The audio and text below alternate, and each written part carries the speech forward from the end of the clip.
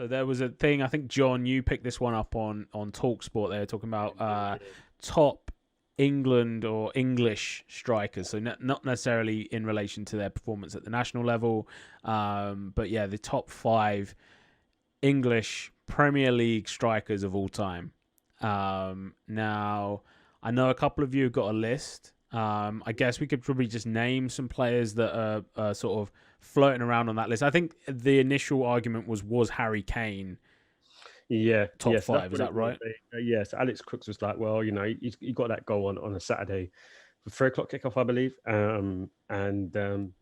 He's been quite prolific for the last few years. And the question was, is he England's or the best English striker in the Premier League, like in the Premier League era, so 1992, whatever? Is he the best?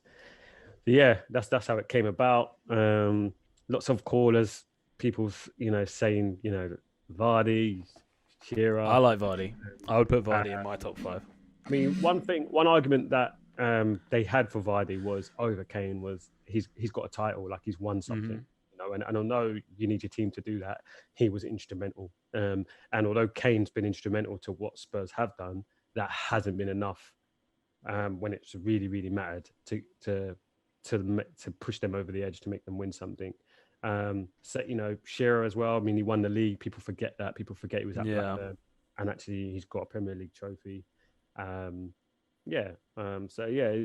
was a really interesting debate. I really enjoyed it. There was some, legendary names put out there, and they were just kind of saying it's just amazing how some of those names have got so few England caps, even though they were they had purple patches all times, at the top of their game.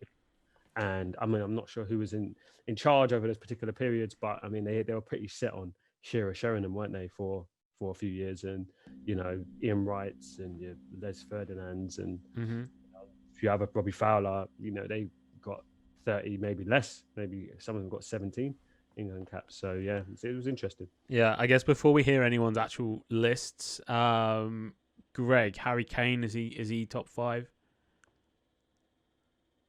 Without a doubt, he will be. Yeah. I just, with the Vardy thing, I think I might be slightly wrong on this, but I don't think so. Harry Kane's 27 now, so he's going into his prime, and we're seeing him now develop as a player slightly differently, the way he plays. I don't think Vardy played in the Premier League till he was 27. Right? Interestingly enough, I think Kane's only got like 30 games more, or there's something like there's a difference of like 30. Yeah, had a similar amount of games, even though Vardy's... Yeah, I think you're right. There's a statistic out there like that. So I think that Harry Kane is definitely in the conversation once he retires and once we see him as a sort of a Shearer looking back and Sheringham, that kind of thing. Right now, obviously I've got a little bit of a bias coming into it with Harry Kane, but you can't ignore his statistics and you can't ignore the fact that technically he's not a really talented player. He's just an absolute hard worker. He's been out on loan about 9 times, really earned his place and worked his way up through Tottenham and done it consistently. He's been injured, but he's come back and he's performed well. And now we're seeing him drop quite far back and, still perform. I think that if he can stay relatively uninjured and keep this sort of form and keep this sort of talent that he's got and the hard work, then I think that he's definitely, without doubt, in the conversation. For me personally, obviously I'm biased again. I don't really think you could put Vardy over the edge for Kane just because he's won the Premier League. Because I see John's cat. For me, I don't really see that washing as well. With the Leicester thing, it's like it was a bit of a fluke season. He had a massive part of it for sure, and he's won the Premier League. But I don't know. I think it's harsh. It's harsh on Kane to do that. And you look at him; he's a World Cup Golden Boot winner. Yeah, it's the worst World Cup Golden Boot in the history of the world. Did he share that one with James Rodriguez? No, that was one before. Right. Yeah. So other names then flying about there. You've got Shearer, Owen, Rooney, Kane, Vardy, like you said, Ian Wright, Les Ferdinand, Robbie Fowler. Tom, you're a pretty big Robbie Fowler advocate. Yeah, big time. I think if you just take Fowler's first sort of spell at Liverpool, the entire time before he left, it matches up to anyone with the exception of Shearer. I don't think anyone would disagree with that. We could sort of put Shearer at number one and just kind of don't need to dedicate any more time to that. But after that, I mean, I think Fowler, without having the strength of Shearer, he didn't have much pace. He just had the greatest technique in the box that you've ever seen. And it's just pure instinct, just knowing where the goal was at all times, finishing incredible. And then, his goals per game during that period must stand up to anyone's. And then obviously lost a bit of fitness, I think, and is in his later years wasn't quite the same player, even though it wasn't really based on pace or anything like that. He just seemed to lose a little bit of sharpness. Leeds, he was still quite sharp, but then City and then back to Liverpool. And then obviously, I think his career took a bit of a downturn after that.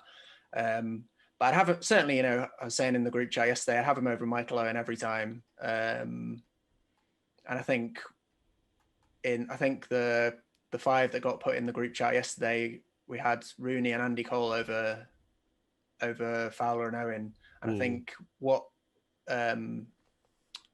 speaks against those two, as I said, is that they were playing in some of the most dominant teams in Premier League history.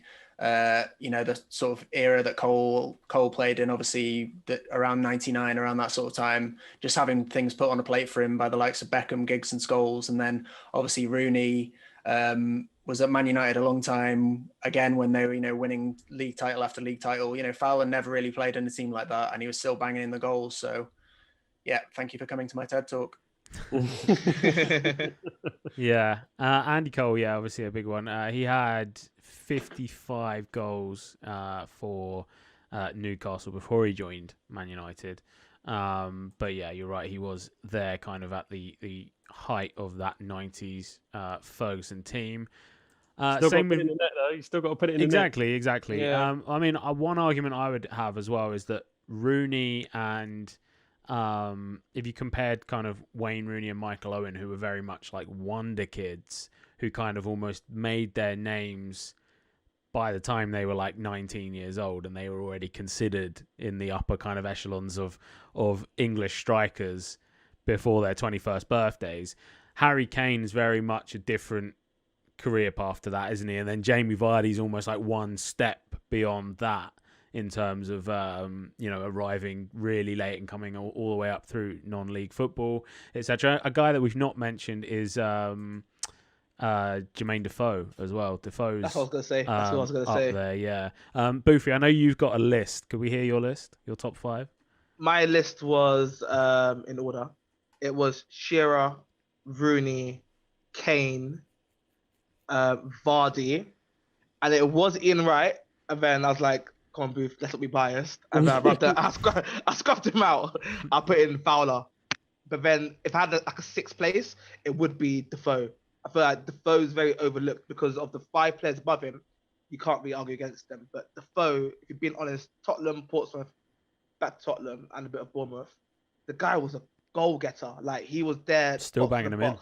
Still, yeah. You see his goal the other day for Rangers. It was ridiculous. Yeah, lovely first touch. Yeah.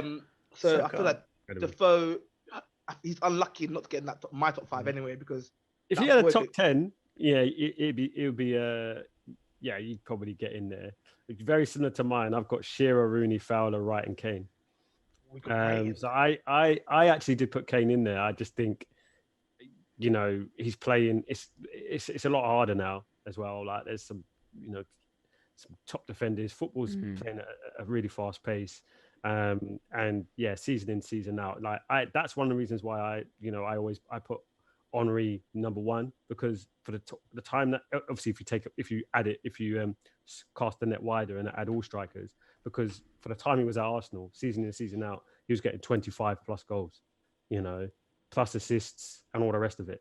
He wasn't, getting 10 one season, 12 another season, and 20 just one season, then dropping down. It's just consistently scoring goals for the team. And I think Kane does that. And yeah, I think if he's not 5, then he's got to be 6 in most people's lists. I think you're being harsh on yourself, Boothie, not allowing yourself to have Ian Wright. And we talk about Vardy, like similar path actually, isn't it? Yeah. Sort of a similar path, like exactly like a late arriver in terms of professional and top flight games, and then it's only Henry that obviously overtook Ian Wright's goal record for Arsenal. So to start that late and just we obviously talked about like does winning the Premier League contribute to your place in it, and obviously you did that. So yeah, I think there's an argument to be made for him as well, definitely. And we were talking about obviously the England cap situation. The sort of mid to late 90s was just absolutely ridiculous for English strikers. I mean, like no other, in the mid 2000s we had centre backs. It was in the 90s we had strikers, and like you say, just so many quality players who just didn't get a look in. I mean, even someone like Stan Collymore, who wouldn't get onto this like top 5 or anywhere near it, but probably in another decade would have got like far more England caps than he did. It was just an outrageous time to try and get into the England squad as a forward, I think. Yeah, one argument for Cole, even though he hasn't made my list, and one argument that they were saying on the Talksport was he actually only ever took 1 penalty in his whole time at United. So his goals, and he's on the all-time top goal scorers list. I'm not sure where he is, maybe like 4 or 5. Third. Yeah, he's third. Right, third, right, and that's without taking penalties. That's so crazy. when Kane's going to go on that list at some point, he'll be in there. Rooney's in there. They took penalties. Vardy's, is a penalty taker. I don't think Ian Wright was Arsenal's penalty taker as well. But yeah, Andy Cole was not. He took 1 penalty for United. So yeah, he's got to be considered up there for sure.